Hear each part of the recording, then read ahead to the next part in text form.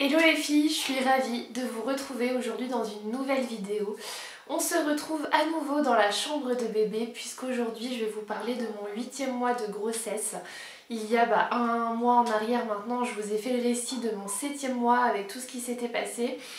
Et donc j'ai décidé de vous refaire la même chose pour ce 8e mois, vous raconter un petit peu les désagréments, ce qui a pu se passer, comment je vis cette fin de grossesse.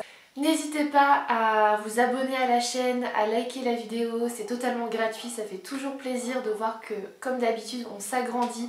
Et mille merci pour tous vos messages que vous m'envoyez sur Instagram. D'ailleurs, si vous ne me suivez pas encore là-bas, je vous y invite, le pseudo est juste là. Je vous mets le lien sinon dans la barre de description. Et on commence sans plus attendre ce retour en arrière dans mon 8e mois de grossesse. Donc si je dis pas de bêtises, normalement le 8e mois de grossesse ça se passe entre la 33e semaine aménorrhée et la 36e semaine aménorrhée. Là à l'heure où je vous parle je suis à 38 semaines aménorrhées, autant vous dire que bébé peut arriver à tout moment, on touche vraiment à la fin. Donc on va essayer de se remémorer tout ce qui s'est passé.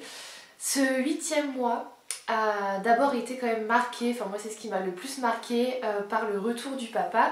Vous le saviez, je vous en avais parlé, le papa pendant cette grossesse est parti plus de 4 mois et demi en fait à l'étranger pour le travail. Donc j'ai vécu une bonne partie de la grossesse toute seule et il me tardait tellement qu'il puisse rentrer pour qu'on vive les choses ensemble et donc ce jour-là était enfin arrivé. Donc c'est vrai que ça a été beaucoup d'émotions, j'étais vraiment impatiente et ça a été juste incroyable. Et ça m'a fait vraiment beaucoup de bien. Je pense que de toute façon la santé mentale joue sur la santé physique puisque depuis qu'il est rentré je me sens beaucoup moins anxieuse, beaucoup moins stressée. En fait je me dis bon c'est bon, il est là, il est rentré, il peut se passer ce qui doit se passer, je suis plus toute seule. Et donc ça m'a beaucoup aidée dans ce 8e mois de grossesse. Donc voilà, c'était vraiment le point pour moi le plus marquant. Je vous avais parlé du coup dans ma vidéo sur mon 7e mois de grossesse que on avait gardé un cours de préparation à l'accouchement à faire ensemble, donc avec le papa et moi. Donc ce cours a eu lieu je crois une semaine après qu'il soit rentré. Et donc ça nous a franchement été utile, on a vraiment une sage-femme qui est juste incroyable. Elle nous a fait pratiquer en fait des exercices sur le ballon pour pouvoir me soulager en fait face à la douleur des contractions, que le papa sache en fait comment lui se positionner. Elle lui a montré comment me masser aussi le bas du dos, à quel endroit.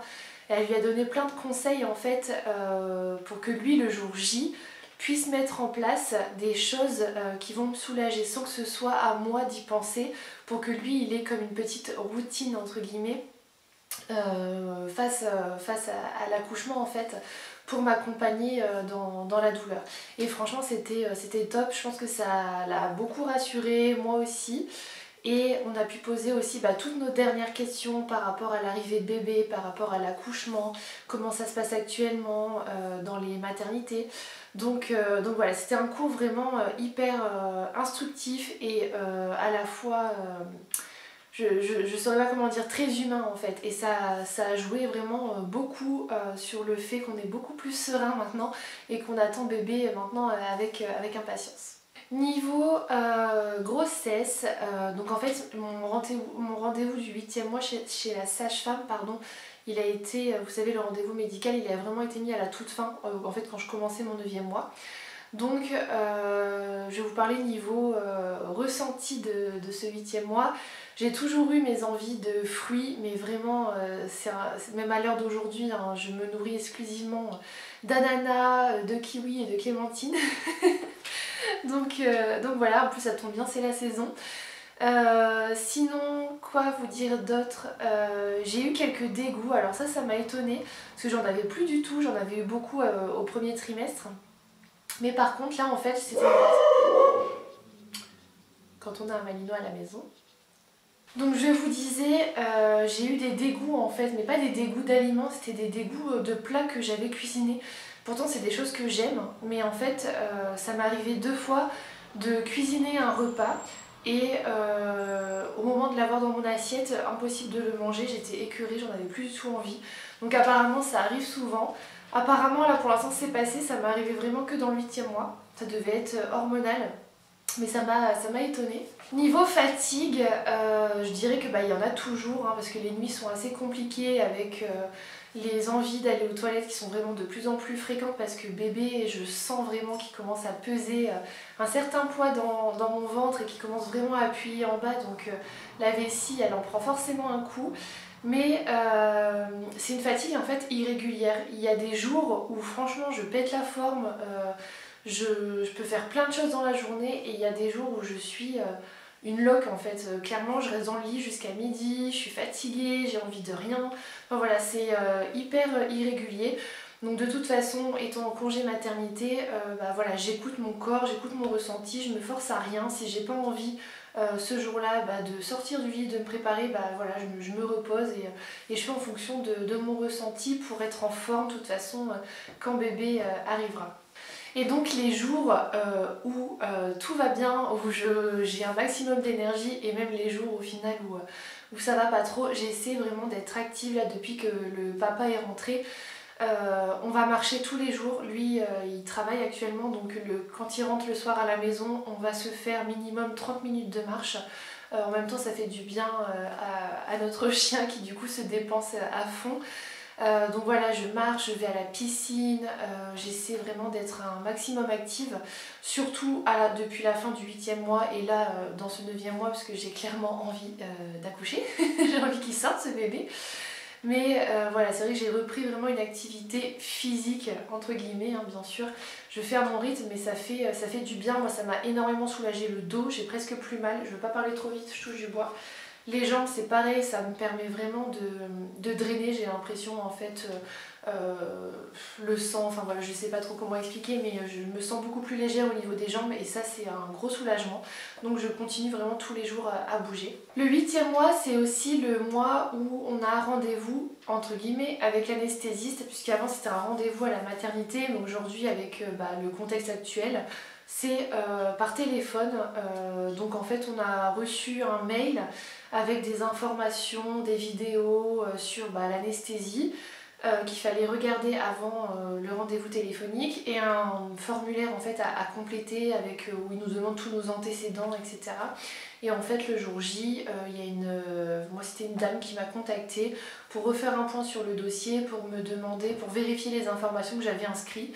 Honnêtement, le rendez-vous, je vous mens pas, il a duré 3 minutes et quelques, même pas 5 minutes. Ça a été hyper rapide, hyper bref. Après, en même temps, elle m'a demandé si j'avais des questions, mais j'en avais pas particulièrement. Voilà, les documents étaient clairs.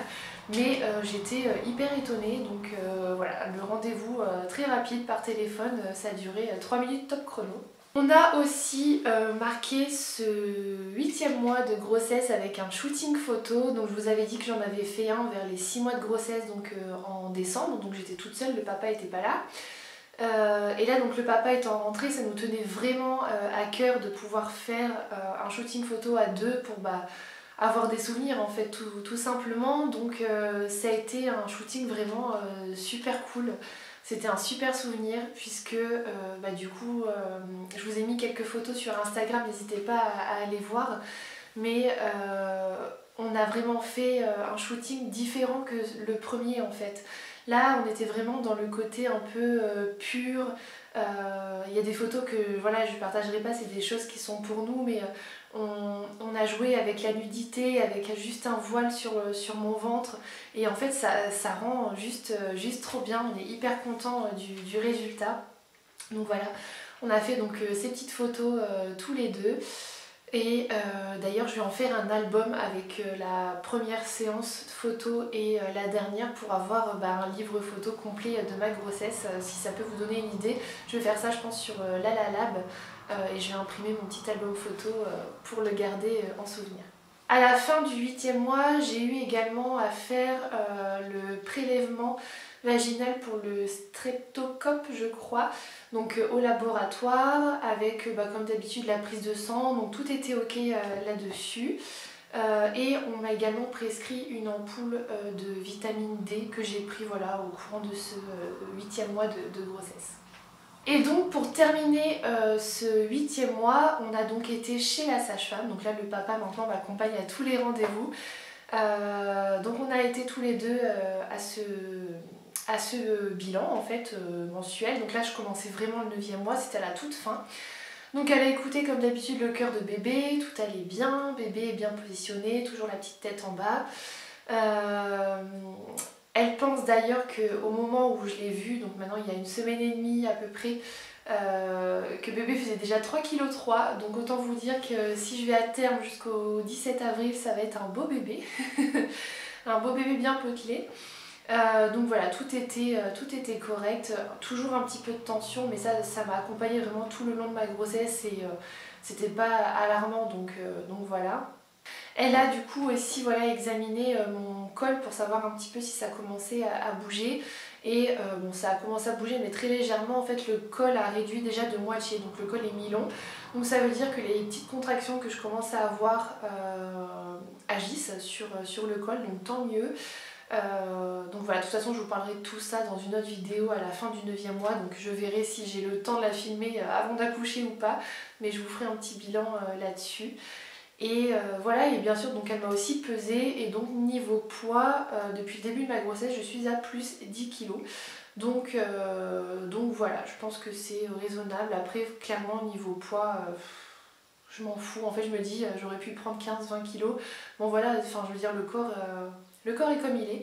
Donc voilà, mais c'est pour vous donner un aperçu. Donc voilà, vous savez tout sur ce dernier, j'allais dire ce dernier mois de grossesse, mais non, l'avant-dernier mois. Là, je suis dans le dernier. J'ai hâte, franchement, on a hâte. Là, les dernières semaines, elles sont longues. On se demande tous les jours si c'est le bon moment. Mais bon, je vous en parlerai plus tard. Merci encore une fois d'avoir regardé la vidéo. On se retrouve très bientôt et prenez soin de vous. Ciao!